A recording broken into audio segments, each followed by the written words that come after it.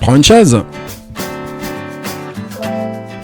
L'architecte allemand Ludwig Mies van der Rohe, 1886-1969, est le père de la célèbre formule « Less is more ». Mais il a aussi dit « Construire un gratte-ciel est assez facile. En revanche, fabriquer une chaise, ça, c'est vraiment compliqué ». Dans ce podcast dédié au design, je vous propose une revue des principales chaises qui ont marqué leur époque.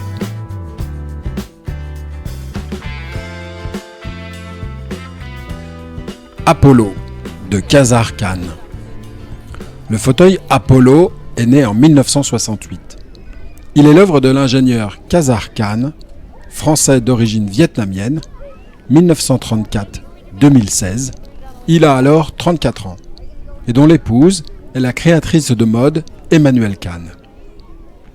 Apollo fait partie d'une collection de meubles gonflables qui porte le nom d'Aerospace en hommage à la conquête spatiale.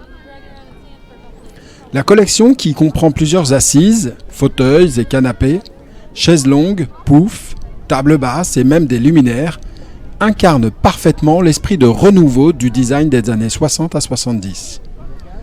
Un souffle d'air frais qui se libère de toute référence historique et culturelle pour proposer un monde alternatif imprégné d'une grande utopie. Ingénieur des ponts et chaussées, Khazar Khan a notamment utilisé l'air comprimé en travaillant à la conception d'un barrage au début des années 60. Attiré par l'alliance des contraires, de la massivité à la légèreté, il met au point la collection de mobilier en plastique gonflable Aerospace.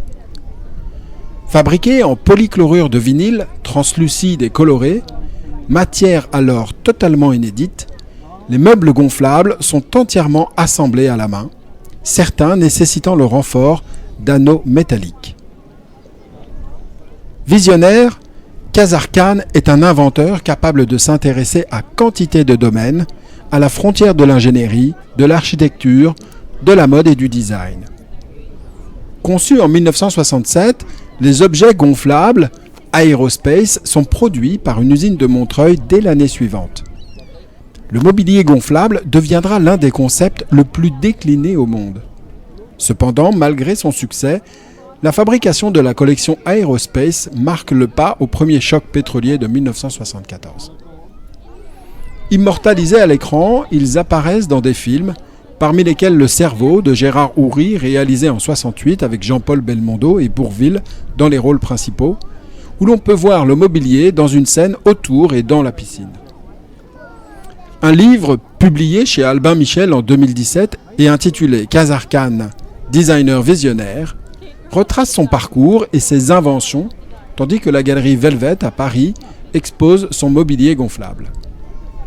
A noter que son assistant de l'époque, un certain Philippe Starck, dit de Khazar Khan « Si j'ai eu un maître, c'est lui ».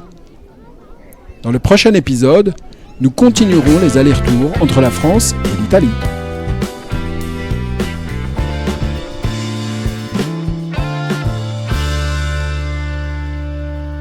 À bientôt et vive le design!